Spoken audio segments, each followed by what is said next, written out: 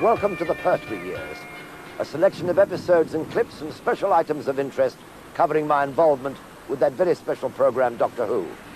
Now, I'm here at BBC's Television Centre in London, where from 1970 to 1974, I was regularly recording Doctor Who in the studios behind me here. Studio 1, by the way, is the largest studio in Europe. I was chosen to become Doctor Who number 3 by producer Derek Sherwin, and my first real appearance as the Doctor took place on screen on the 3rd of January 1970. Here is my first scene.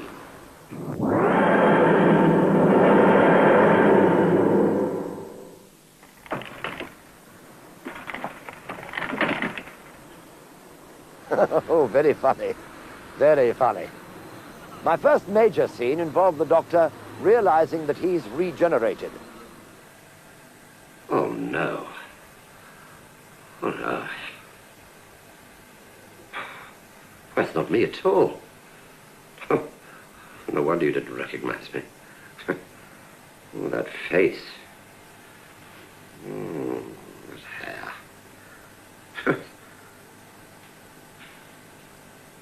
Well, I don't know. I think it's rather distinctive, actually. Don't you think? No, you don't. Oh, anyway, I'm tired.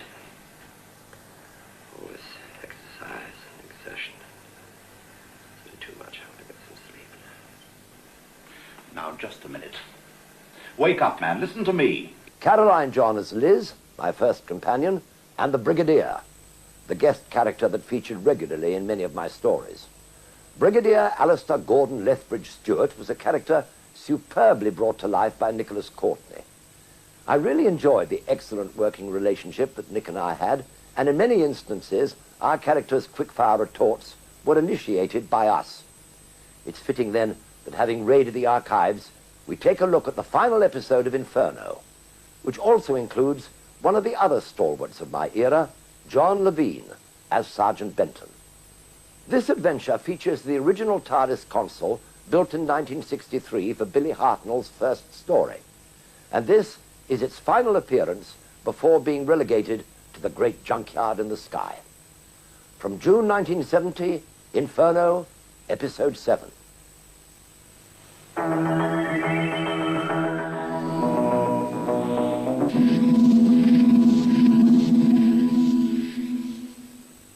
I'm here at BBC Enterprise's Costume and Special Effects store, surrounded by souvenirs of my time and the other Doctor's times as Doctor Who. Many happy memories indeed.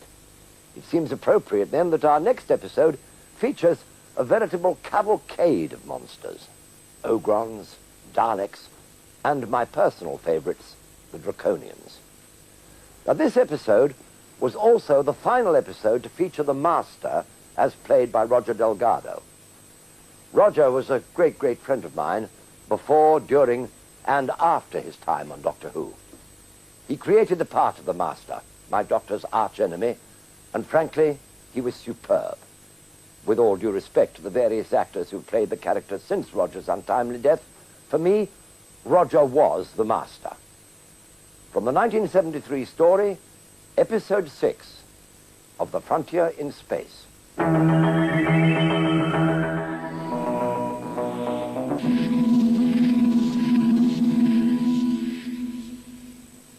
My portrayal of the Doctor was accentuated by all sorts of gadgetry, and I was particularly fond of the Who-mobile, a vehicle specially designed and built for the Doctor. Well, for me, actually, because the designer, Peter Farris from Nottingham, was a great friend of mine.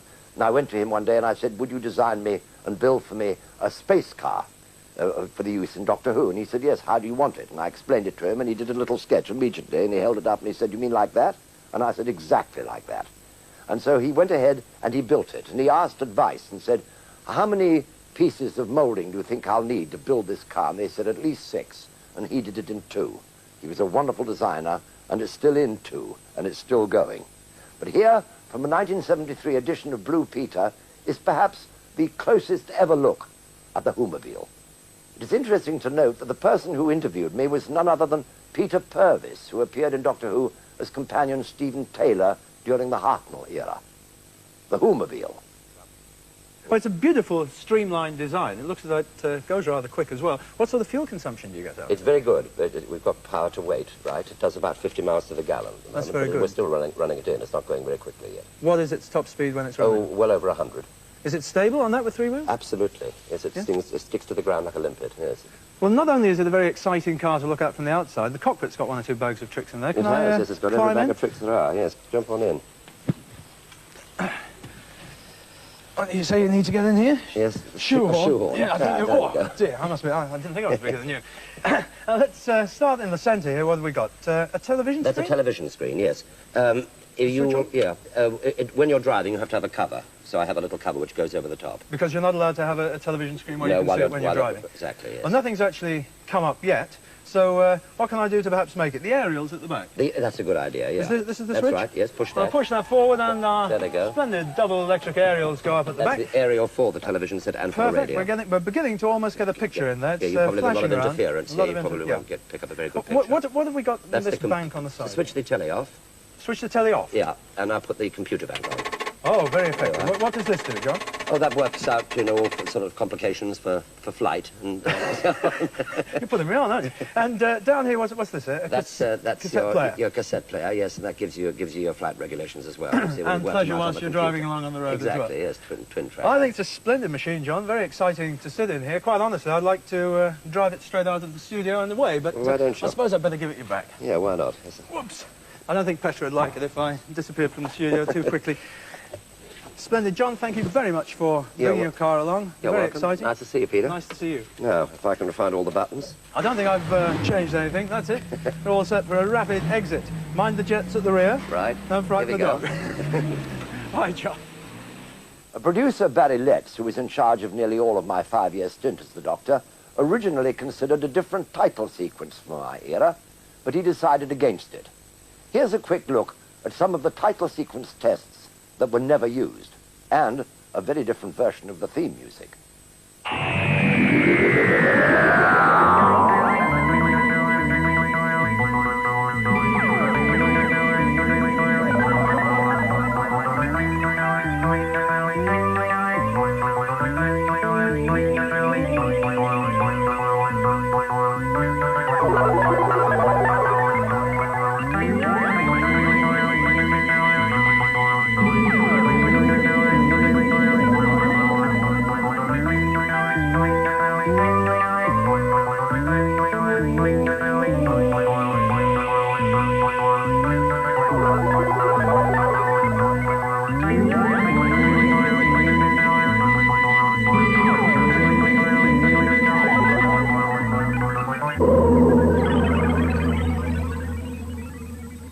I'm glad he stayed with the original. One of those shots looks as though I've got 3 noses, something that I hardly need. In 1983, I was delighted to rejoin Doctor Who for the 20th anniversary celebrations. The 5 Doctors story was a delight to take part in, and so was the Longleat celebration. In fact, it was so successful that the whole of Wiltshire was ground to a halt.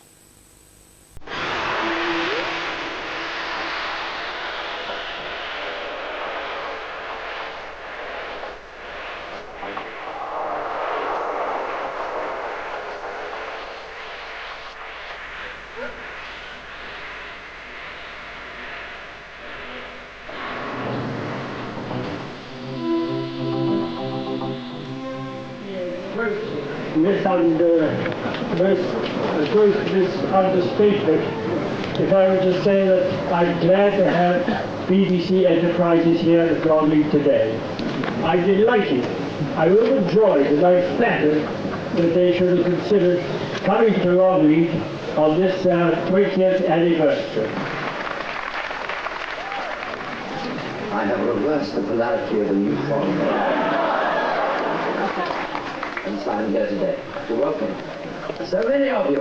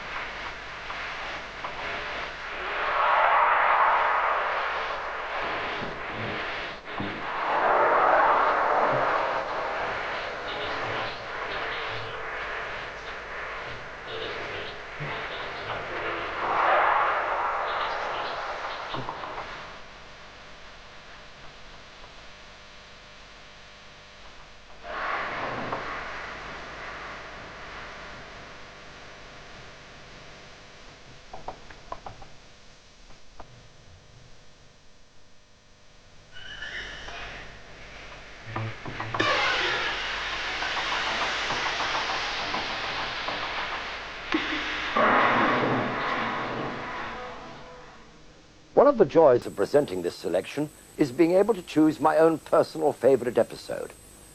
And during my time as the Doctor, I appeared in 128 episodes, plus the 20th anniversary story, The Five Doctors.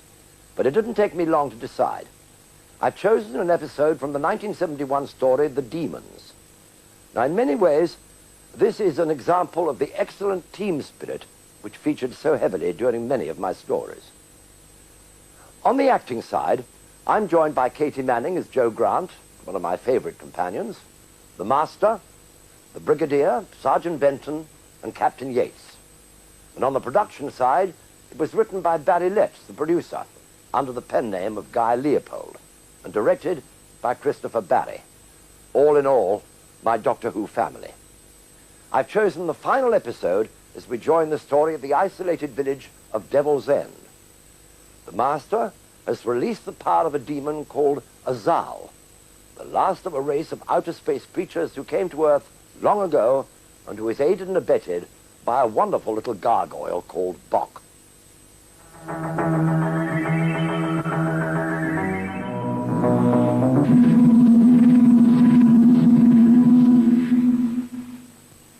I love that line of the Brigadier's, "Jenkins, chap of the wings there, 5 rounds rapid." That's great stuff.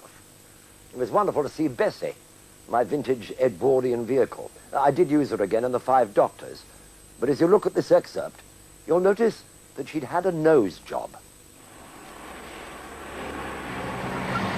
All this was the setting for the games, but old Rassilon put a stop to it in the end. He sealed off the entire zone and forbade the use of the time scoop, until now.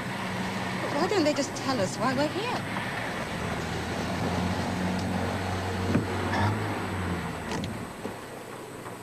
Because they delight in deviousness, that's why. It amuses them, chucking us in the deep end, watching us sink or swim. Why have we stopped? So I can get my bearings. There it is. What? The tomb of Rassilon. That's where we're going.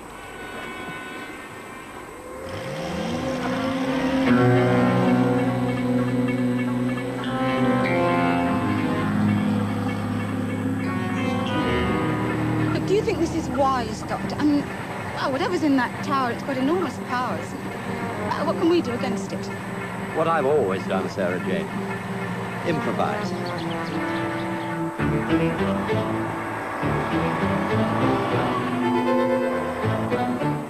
It was a shame she had to be knocked around, but her engine needed replacing. And unfortunately, her original type was no longer available as a spare, and so the bonnet was extended. Well, I've just unearthed one of my old smoking jackets amongst all this lot, so I think if you'll excuse me, I'll go and see if my bonnet has been extended.